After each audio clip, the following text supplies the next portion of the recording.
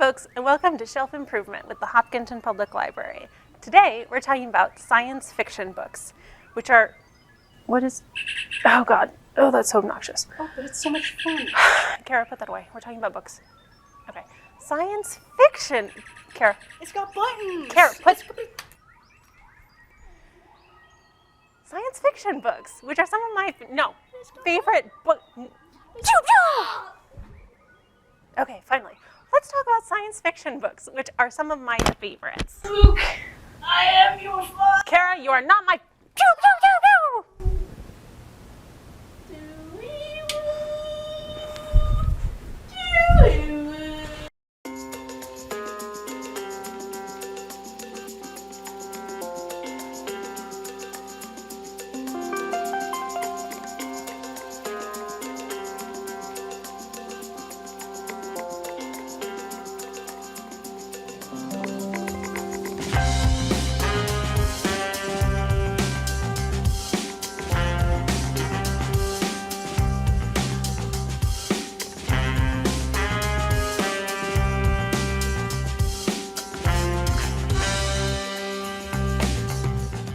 Hi, welcome to Shelf Improvements at the Hopkinton Public Library.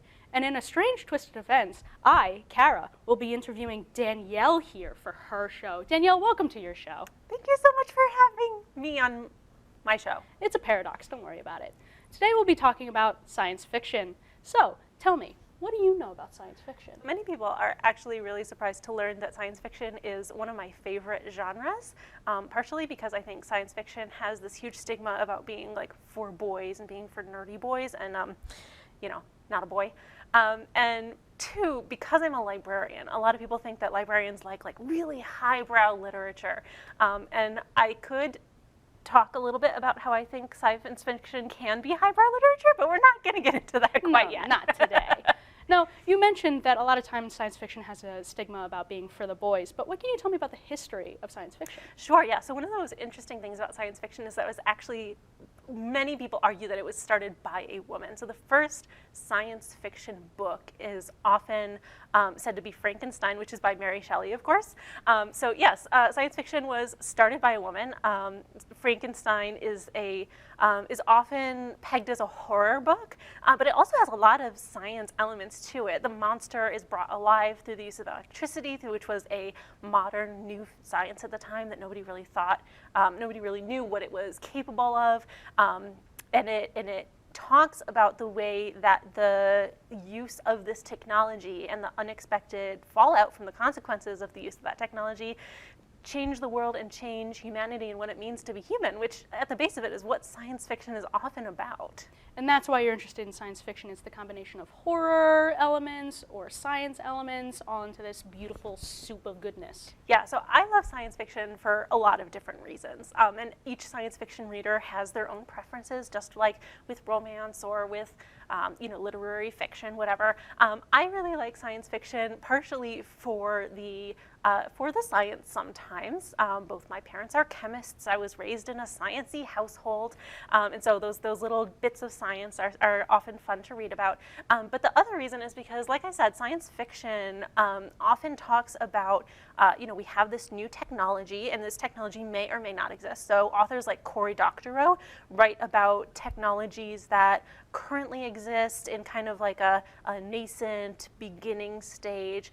Or there are writers who write about like spaceships, which we don't really have spaceships just like whizzing around the sky yet. But they take that and they say, well, what are the consequences of having a world that exists like this? How does this technology change what it means to be human, what it means to be part of a human society? And we see that even with like alien stories, which are science fiction, is, if we meet another life form, what does that mean for us? What does that mean for that other life form?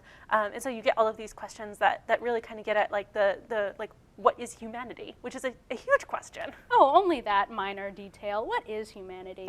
So you did mention there an author. Do you have any other authors or books that you would like to recommend to people? Sure, yeah. So I grew up reading my dad's science fiction, which was from the golden age of science fiction. So things like Asimov, Heinlein, McCaffrey, those really, really big authors that people think about when they think about science fiction. And there are some authors today who write very, very similarly to that. And we're going to stick with the kind of like hard science fiction today. We might do another episode later on where we get into some of the softer stuff. So one of the biggest authors in hard sci-fi right now is James A. Corey, who wrote the Expanse series, which is also a Amazon series. So if you're interested in watching that, you can watch that on Amazon. There are like 8 books, I think, with a novella and maybe some short stories. So if you want something to really dig your teeth into, this is a nice long series. Just like that. Please don't eat our books. And these are your classic, we're out in space, we're mining asteroids, interplanetary politics sort of deal. In a similar vein is David Weber, who I believe has written multiple series. And as you can see, his books, again, are nice and beefy. There are a ton of them. So if you're into that, that's a good choice. One that I really enjoyed that is a little bit more on like the funny side of things, if you're looking for something a little bit lighter, is The Martian by Andy Weir, which was also a movie, which a lot of people have seen. It was really big when it came out. But I really enjoyed this one because it has such a nice combination of science where he really kind of like digs into the science and says, well, what would I need to add to this dirt in order to grow potatoes? And just like light humor. It never gets so deep into the science that you're like, what is going on? I don't have a degree in chemistry. But it's still like accessible and fun. And last but not least, because not everybody is into science fiction for the science, so this is maybe a little tidbit to kind of lead us into when we do a future science fiction episode.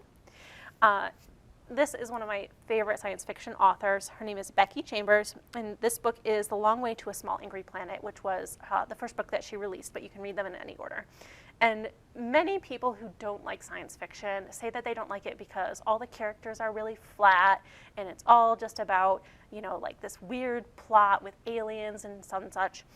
But Becky Chambers really gets into the relationships between people. So in many ways, her books feel like family sagas or like chosen family sagas, where you start out with a bunch of people who are, sure, in a spaceship doing whatever science-y thing. But the story is not about where the spaceship is going and what aliens they run into and, oh my God, there's a disaster. It's about those people and the relationships between the people and how they learn to help each other and become a family, even though they're really different. So for folks who are like, science fiction is for nerds, this is the sort of thing that it like proves the rule wrong. Great, that's so fantastic, and thank you for the recommendations. Is there anything else you would want to add to, well, your show before we sign off? Just that I think science fiction is great. It's not just for nerds. And if folks are looking for recommendations, they can always speak to the staff at the front desk or come find me.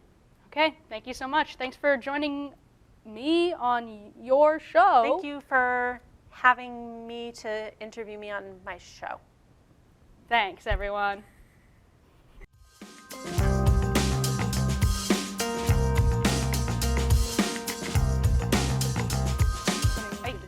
I can't make that jump. But you definitely can make that jump. No, I can't make that jump. But like, you see how those platforms are moving? I just need you to make that jump so that I can then make my jump and not keep dying. No, it's because you're not handing me the thing. No, but like you just grab the just like grab the thing. No, I already have. You absolutely can. But okay, no, so you like need you to see how carry I'm it. No, jumping. you need to carry it with you so that I can go there. Oh, so it's my fault. Yes. That Yes. Even though I'm doing all the heavy legwork. You're not doing all the heavy I'm legwork. basically just Look, playing this game by myself. Do you want to play this game by yourself? You know what? Maybe that would be better because maybe I would just be able to. So the library's got a PS4 if you want to play some games with a friend. Ow.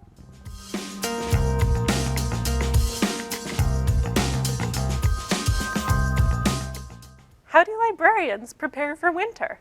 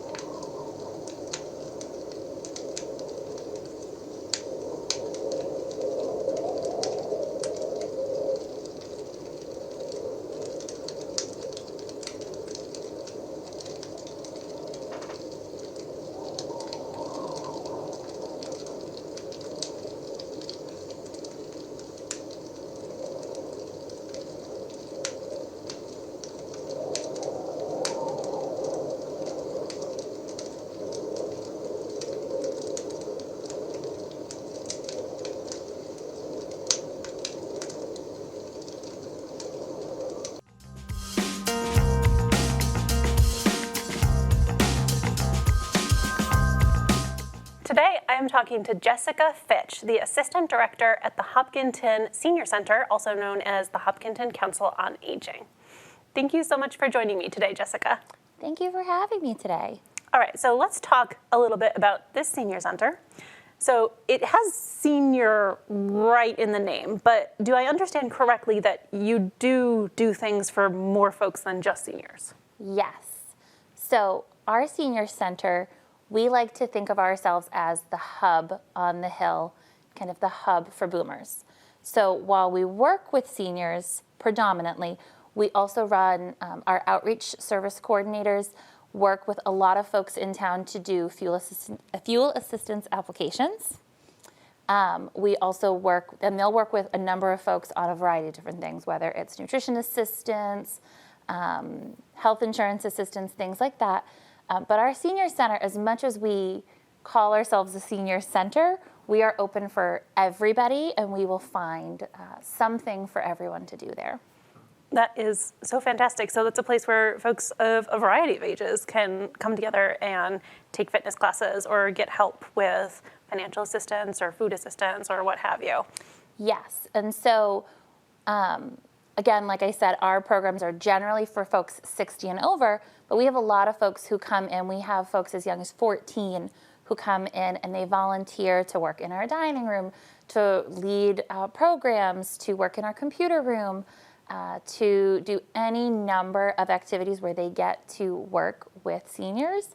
And that's really the beauty of it, is creating those intergenerational opportunities for folks. What are some of the more unique or maybe unexpected things that you folks do that people might not know about? So we have the regular things like we talked about. We have, our craft classes, our computer lounge. We do different programs. And then we have kind of the fun, unique things. So we work with other community partners to host things like Puzzle Paloozas. We worked with the library and the Lions Club on our repair fair that we do annually. We work with folks really across the town. I think one of the things, the biggest thing actually, that people don't know about is we have transportation not just to and from the senior center, but we can help seniors get around town to the grocery store, to the post office, to their errands, to their medical appointments. Wow, that is a really wide variety of stuff that folks at the senior center can get help with. But let's talk about you for a second. What does a day in the life look like for you down there? What sorts of things are you involved in?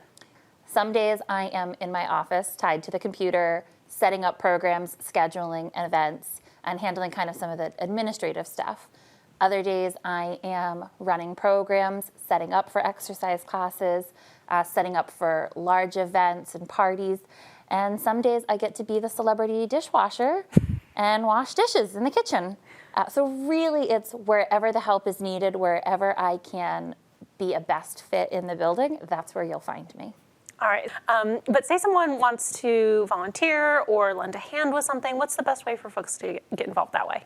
So if somebody is thinking about volunteering, they can always reach out to our volunteer coordinator and give us a call and ask us. However, I will say our favorite way for folks to get involved is for you to come in the building. It doesn't matter if there's a program going on or an event, just come in the building and ask us for a tour. It's probably one of our staff's favorite things to do, is to show off everything that we have going on in the building. So come in and ask us, and we are happy to give you a tour, talk to you about all of the different things. And if there's a program that we're not running that you're interested in, we might be able to find it, whether it's something happening at the library, something happening in a neighboring community, or it's something that we want to bring to our town. So you can call us, but we'd prefer if you came in to visit us. All right, well, I will be dropping in to visit you folks soon. Thank you so much for joining me today. Thank you for having me.